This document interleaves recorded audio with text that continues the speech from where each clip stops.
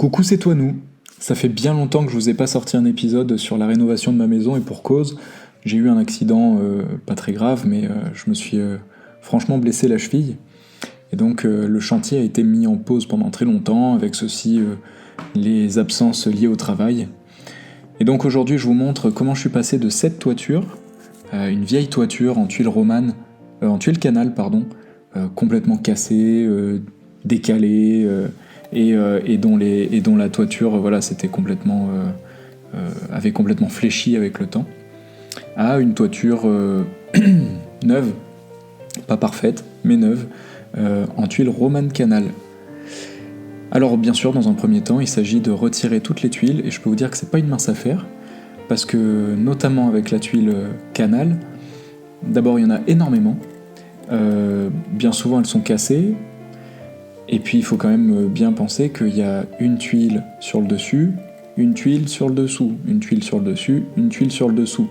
Donc ce système de tuiles double le nombre de tuiles.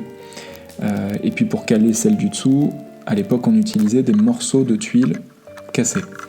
Donc c'était pas une mince affaire, mais heureusement, Christian, l'agriculteur du village, qui est un bon copain, m'a mis à disposition une remorque agricole dans laquelle j'ai pu jeter toutes les tuiles, sauf celles qui étaient récupérables.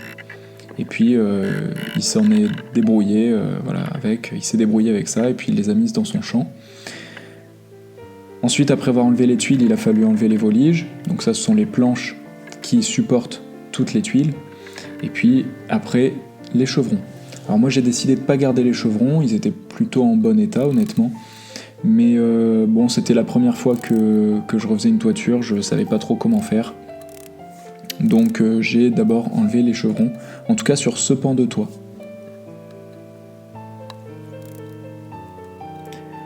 Alors en plus de l'aide de Christian, j'ai quand même bénéficié largement, très très largement de l'aide de Didier.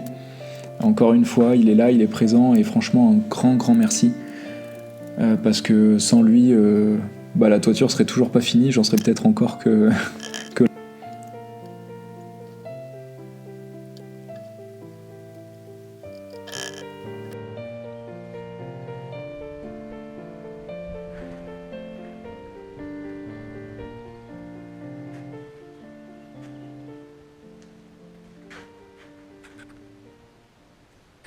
Ici, il y avait la panne sablière. C'était un assemblage de briques et de broc, pour ainsi dire, puisqu'elle était composée de 3 parties. Il y avait une première partie qui allait de la ferme jusqu'au bout, une autre petite partie de 1 mètre, et puis une autre partie de 4 mètres. Et pour le coup, c'était vraiment pourri. Le bois était vraiment complètement pourri. Donc je l'ai complètement retiré. Et on peut voir qu'à l'époque, ils avaient, comme la panne n'était pas assez épaisse pour que les chevrons reposent dessus et sur les pannes du dessus, et ben ils l'avaient rehaussé avec pareil du briquet, du broc, un petit peu de tout, de la terre, des pierres, de la brique, des chutes de tuiles. Donc là, je suis en train de retirer cette surépaisseur, puisque moi la panne que j'ai commandée sera beaucoup plus épaisse. Donc je suis en train de retirer ça. Ensuite, je placerai la nouvelle panne. Et ensuite, je coffrerai entre la panne et le bout du mur. Et je coulerai une arase en béton parce que je vais vous montrer. Hop.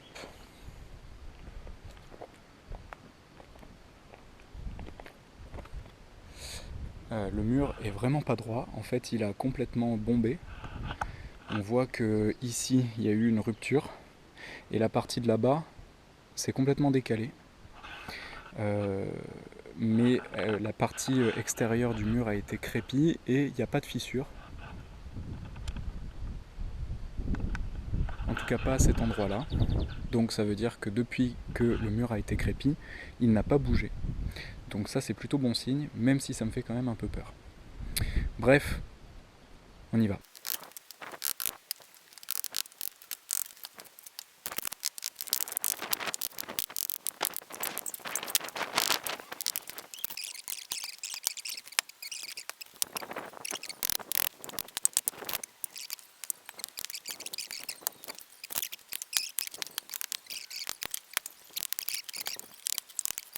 Voilà, ça commence à ressembler à quelque chose. J'ai réussi à retrouver un niveau, me semble-t-il, en tout cas d'en haut, assez plat, assez correct, peut-être avec une petite pente ici, et qui remonte légèrement là-bas, mais c'est pas grave parce que ce sera corrigé avec la rase en béton. Donc je suis plutôt content. Maintenant, il reste à coffrer tout ça, proprement, pour éviter bien sûr que ça coule le long des murs. Malheureusement, ça va être plus compliqué. Et puis voilà, il me reste 2 chevrons à enlever là-bas et un chevron à enlever là, qui vont être évidemment remplacés. Et puis voilà, et puis peut-être même que je pourrais arriver à faire un chaînage complet. Je vais voir ça.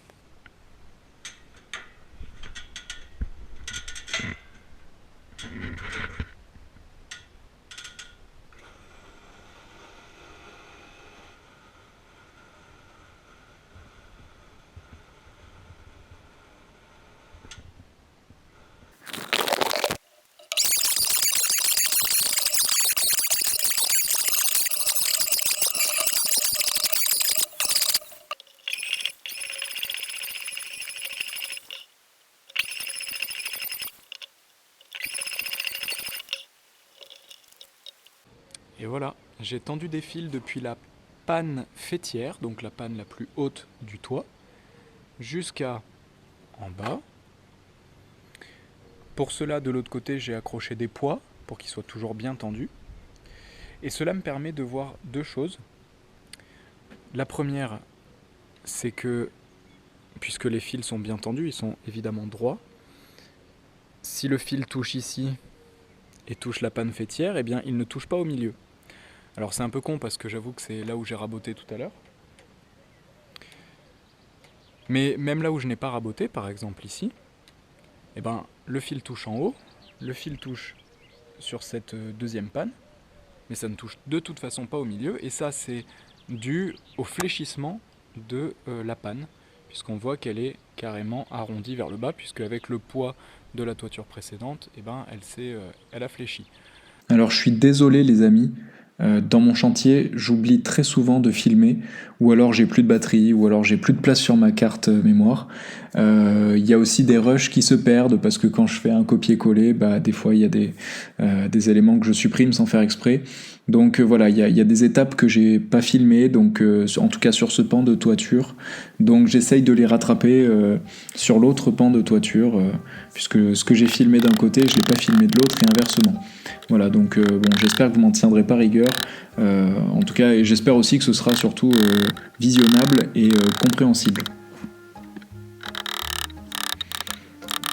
Pour placer ces chevrons, il faut d'abord commencer par fixer les 2 chevrons de l'extrémité, enfin des extrémités du toit, un chevron de chaque côté.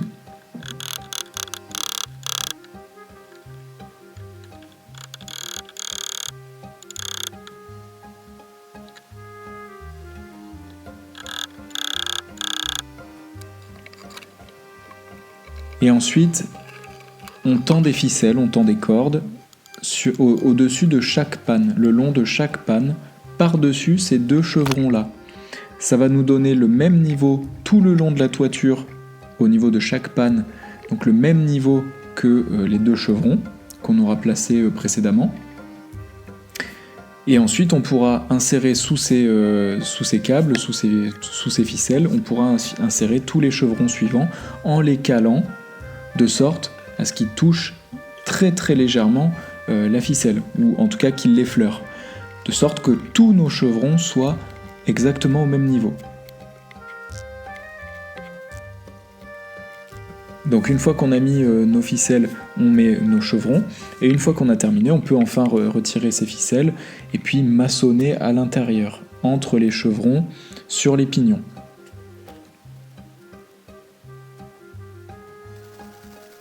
Donc encore une fois, Didier est là, vaillant. C'est lui qui fait qui place le béton sur les pignons, et moi, je fais le béton en bas. Hein.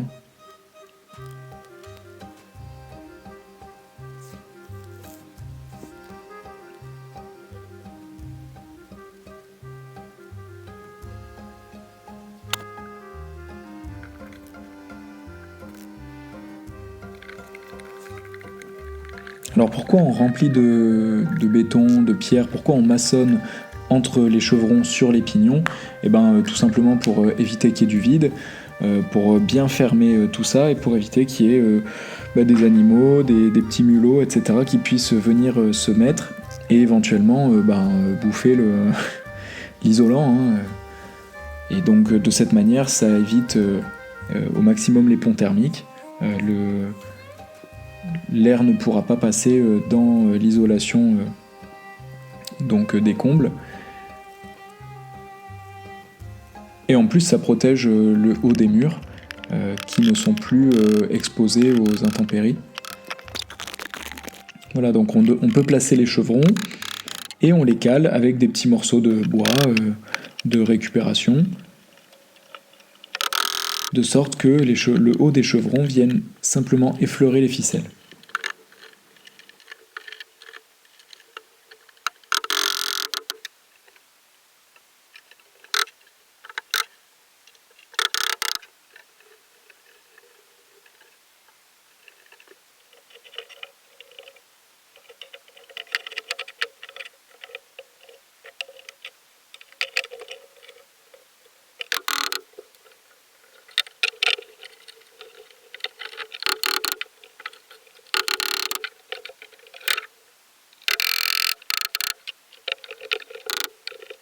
Normalement, si on a bien travaillé, les chevrons sont parfaitement alignés.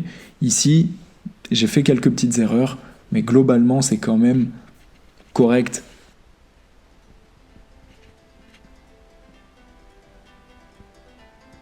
Une fois qu'on a placé tous nos chevrons, il s'agit alors de placer le pare-pluie ou l'écran de sous-toiture.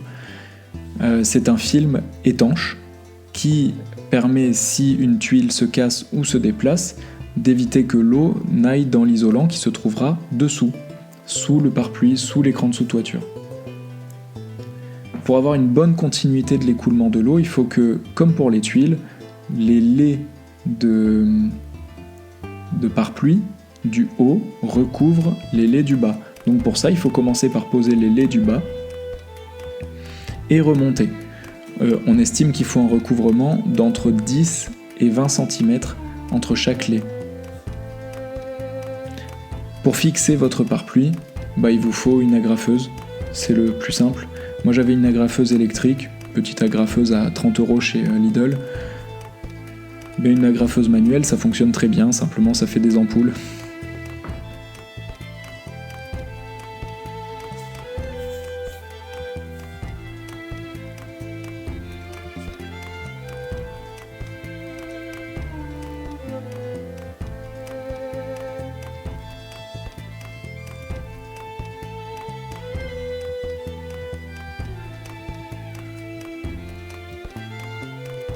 Bon, ici j'ai pas fini de poser le pare-pluie, mais je me suis rendu compte que j'étais à court de pare-pluie, donc j'ai envoyé encore une fois Didier et ma mère chercher du pare-pluie chez Castorama, et pendant ce temps-là j'ai commencé à poser les contre-lithos.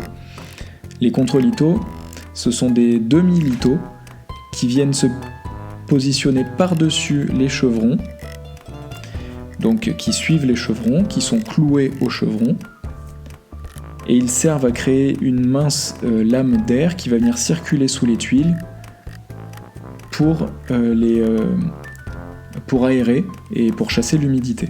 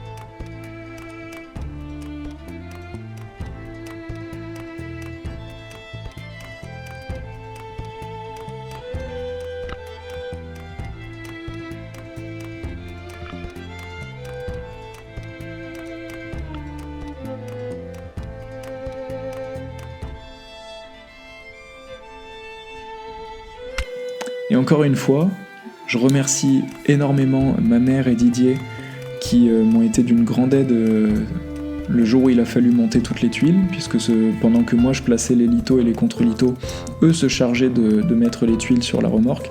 Et je remercie Christian, l'agriculteur, qui m'a mis à disposition sa remorque élévatrice et son tracteur pour tout monter d'un coup. Ça m'a évité d'utiliser un monte-tuiles. Donc après avoir placé les contre-litos, il faut placer les litos. Il va falloir trouver un point de départ, un premier lito à placer. Sur le bas de la toiture, pour moi, c'était très compliqué de commencer par là. Donc j'ai décidé de commencer par le haut avec Didier, parce que c'était le plus simple. Donc pour ça, on essaye de se mettre le plus à l'équerre des chevrons des extrémités, de sorte à ne pas avoir de découpe à faire sur les côtés. Moi, j'ai pris le parti d'avoir des découpes à faire sur le haut et le bas de la toiture.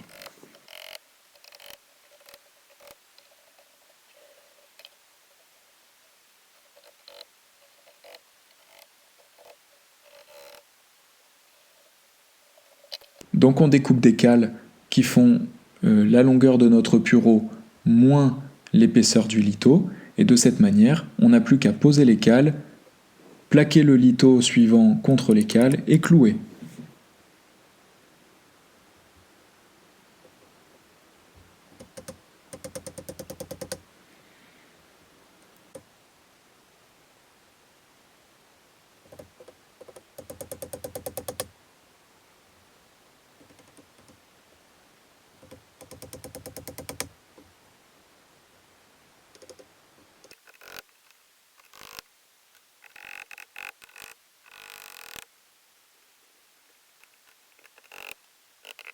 N'oubliez pas que pour placer un lito correctement, il faut qu'il repose sur minimum 3 contre-litos. Donc quand vous arrivez sur un contre-lito et que vous êtes au bout de votre lito, vous le découpez au milieu pour pouvoir placer le suivant comme ici, au milieu du contre-lito.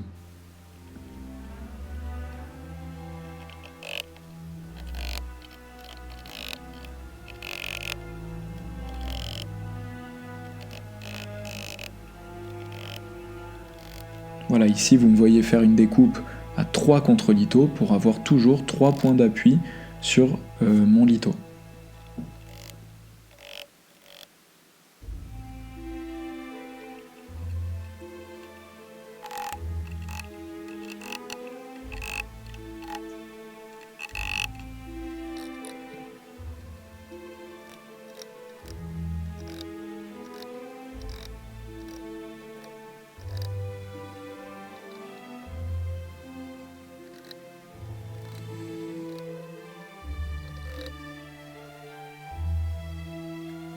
Là, j'ai perdu énormément de temps sur cette étape pour monter les tuiles. Pourquoi ? Parce que les tuiles Roman Canal se posent de la gauche vers la droite et du bas vers le haut.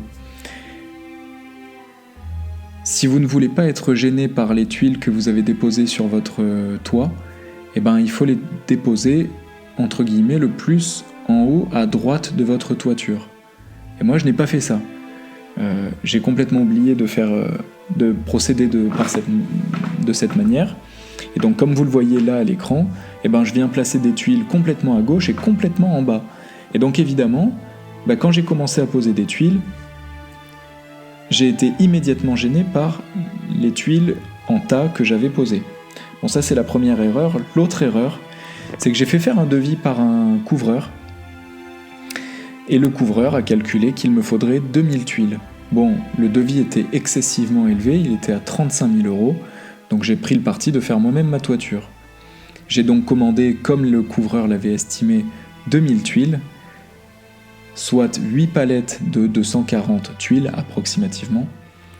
Et figurez-vous que à la fin, il m'en est resté plus d'une palette sur les bras. Donc j'ai monté 8 palettes sur le toit pour au final devoir en redescendre une palette, soit près de 300 tuiles.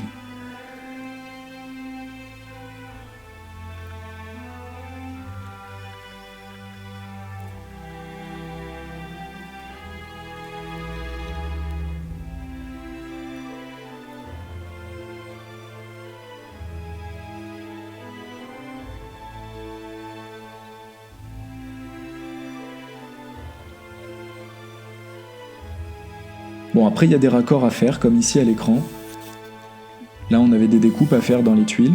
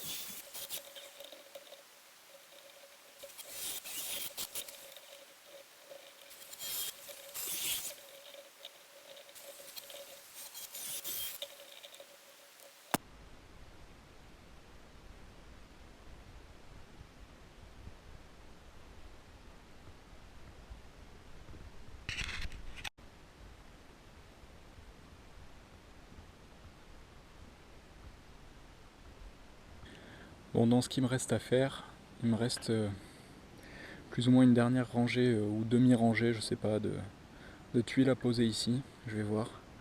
Je pense que je vais devoir maçonner, hein. Et ensuite, par-dessus, il faudra que je couvre avec les tuiles faîtières qui sont normalement ici. Voilà, il faudra que je couvre avec les tuiles faîtières, donc pareil à maçonner, hein, parce que j'ai pas de lisse haute.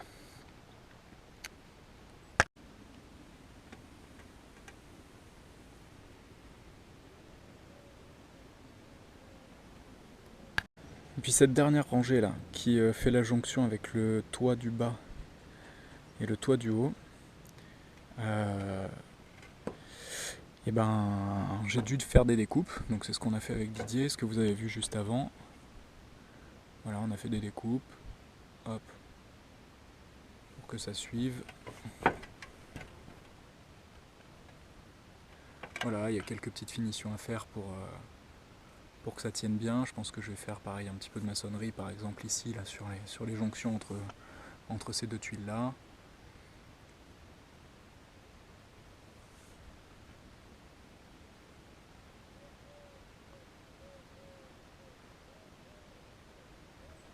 Pareil, hein, sur cette première rangée là ici,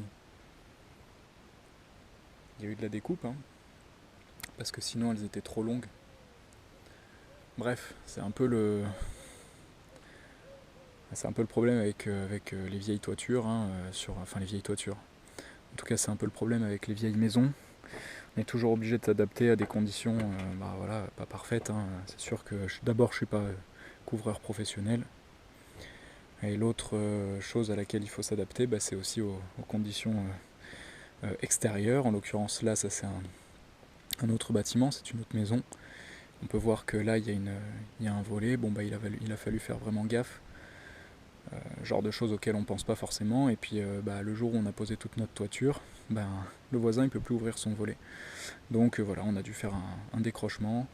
Il y a un peu des décrochements partout. Et dans les dernières choses que j'ai à faire, bon là je vais pas vous montrer parce que la toiture d'à côté est vraiment trempée. Et il y a du lichen et de la mousse partout dessus, donc c'est hyper glissant. Mais hop, ici, voilà, il y a effectivement tout un truc à reprendre là pour faire une bonne jonction entre ma toiture et celle du voisin, sinon il pleuvra chez lui. Voilà, ça c'est les derniers trucs à faire sur cette toiture. Le plus long. Le travail d'aujourd'hui, ça va être de poser cette dernière rangée là, ici, enfin la première en fait, hein. Tac. Et puis si j'ai le temps, entre aujourd'hui et demain, vous voyez toute cette rangée là qui manque. Et si j'ai le temps entre aujourd'hui et demain, de faire pareil la jonction là ici. Bon, ça va être que de la découpe, hein, c'est pas dramatique. Et puis un peu de découpe et puis un petit peu de maçonnerie, notamment pour faire la jonction entre la cheminée et le début du zinc. Alors ce zinc il était déjà là avant, hein. Moi je l'ai simplement récupéré parce que je suis pas zingueur, je suis pas capable de faire ça. Donc voilà. Bon, une fois que la rangée du bas est posée, a priori ça rend pas trop mal. Mais comme vous pouvez le voir notamment en bas à droite de l'écran, la dernière rangée de tuiles sur les 3 dernières tuiles ne recouvre pas le dernier litho. Bon, c'est comme ça, j'ai fait une erreur, mais je la recommencerai pas. En tout cas, ici je mettrai une bavette en zinc.